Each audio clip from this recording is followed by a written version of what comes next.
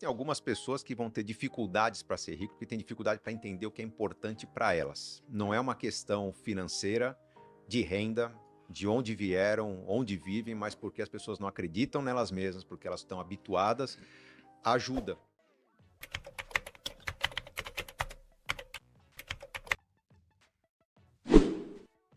Então a pessoa, quando ela não confia na capacidade dela, ela vai ter mais dificuldade de encontrar felicidade porque não tem fim.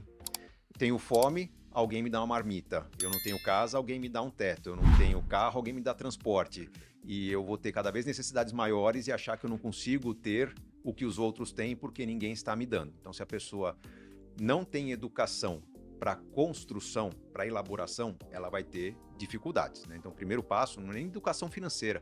Acho que é um pouquinho de educação empreendedora para que todo mundo tenha um pouquinho daquele conceito do sobrevivencialismo. Se eu não encontrar onde comprar, eu tenho que dar um jeito de fazer. Eu, na minha infância, eu sou bem mais velho que todos vocês, eu assistia lá atrás os Waltons, né, uma série americana, não sei nem se é boa, eu era criança quando eu via, mas eu achava muito louco que esses caras viviam no meio do mato e os caras faziam tudo. O cara pegava o serrote, cortava madeira, fazia a mesa, caçava, desossava o bicho, assava. Puta, eu queria um encantamento por aquilo, que eu imaginava que se minha vida eu não tivesse emprego, eu ia viver que nem os Waltons. Cara, eu ia me enfiar no meio do mato e ia fazer minhas coisas. Meio Robinson Crusoe também. O Brasil é muito generoso em termos de terra, clima, fertilidade. Você plantar qualquer coisa no fundo de casa, vai dar. Nós temos clima e solo para tudo. As pessoas não se mobilizam para isso. Tá? Eu não consigo entender como que mesmo numa comunidade, mesmo aquela dificuldade que passa o esgoto atrás da casa da pessoa, a pessoa não consegue mobilizar para aproveitar esse esgoto e uma compostagem, um tratamento e fazer uma cozinha coletiva, né? Sei lá, vamos fazer um biodigestor que consuma aquele esgoto, né? Não deixa ele criar ratos lá embaixo. Por quê? Porque nós não somos estimulados a esse tipo de construção. Eu acho que enriquecer é para todos. O conceito de enriquecer não é necessariamente chegar a 1 milhão, 10 milhões de patrimônio, ter uma casa espaçosa, um carro conversível. Isso é status, né? Mas enriquecer, num conceito que a gente tem que desdobrar um pouco mais aqui, é para todos, sim. O primeiro livro de educação financeira nacional que eu li foi o Casais Inteligentes Enriquecem Juntos. Mas voltando a essa questão da riqueza, enquanto o Serbaz respondia, eu estava pensando no que é ser rico hoje. Porque para muita gente, pensa assim, eu sou classe média, então não sou rico. Rico é o meu primo que tem um carro na garagem, um carrão, uma casa de praia. Ele é rico. Só que se a gente volta lá atrás, né, comparando a humanidade de hoje com a humanidade do passado, não precisa voltar muito no passado não, você volta 100, 200 anos, qualquer família de classe média hoje é muito mais rica do que famílias riquíssimas lá atrás, pensando no que eles podem conseguir pelo dinheiro que eles têm.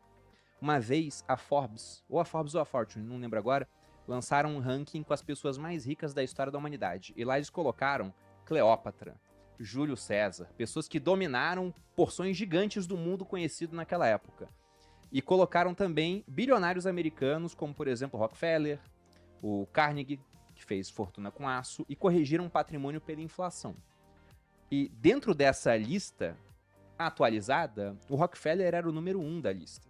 Então ele estava à frente do Júlio César, por exemplo. E um detalhe interessante, Rockefeller não viveu tanto tempo assim. Ele morreu durante o século XX. E ele era o homem mais rico dos Estados Unidos, na lista era o homem mais rico do mundo, sendo que durante quase toda a vida dele, ele não teve energia elétrica.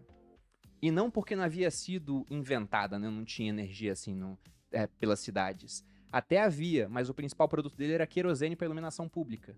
Então, energia elétrica disruptaria o produto dele.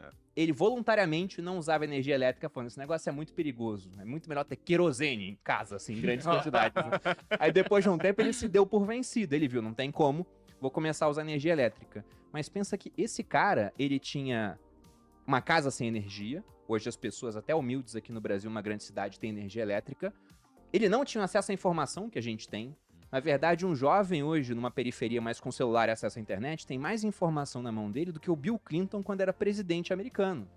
Então, em vários aspectos, a humanidade está rica. Quanto mais para trás você volta no tempo, mais claro fica isso. Pô. Hoje você tem muito menos gente morrendo de fome, ainda tem, infelizmente, comparado a qualquer outra época da humanidade. Talvez não a 2019, né, antes da pandemia. Mas você volta longos períodos no tempo, a gente já está rico. Esse é o ponto. Só que riqueza você tem mais dinheiro que seu cunhado, né?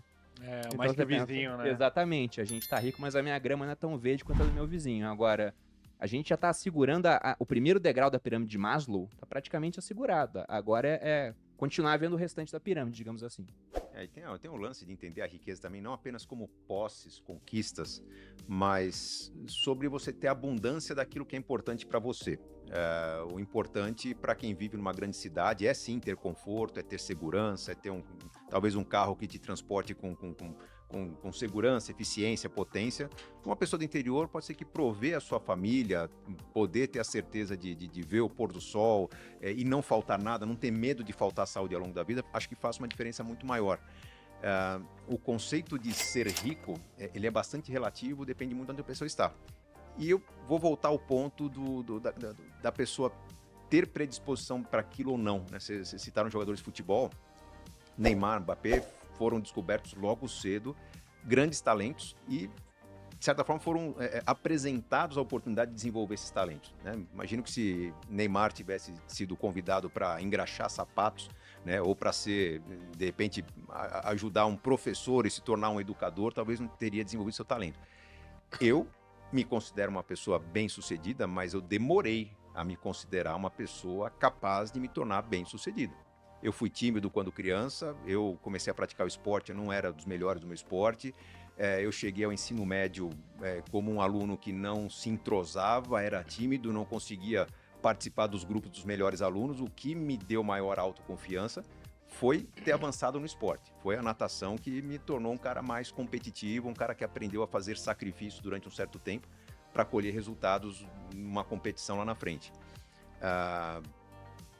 Quando eu comecei a trabalhar com finanças, eu tinha a convicção de que estava no lugar errado. Não é a sensação, eu tinha a convicção.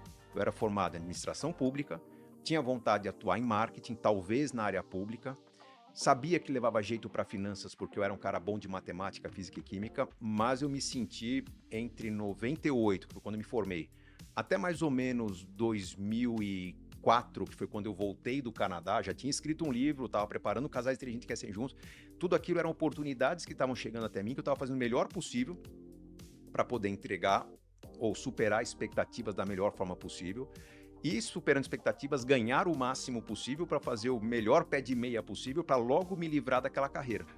Foi quando o Casais Inteligentes começou a deslanchar que eu falei, peraí, acho que tem um nicho aqui.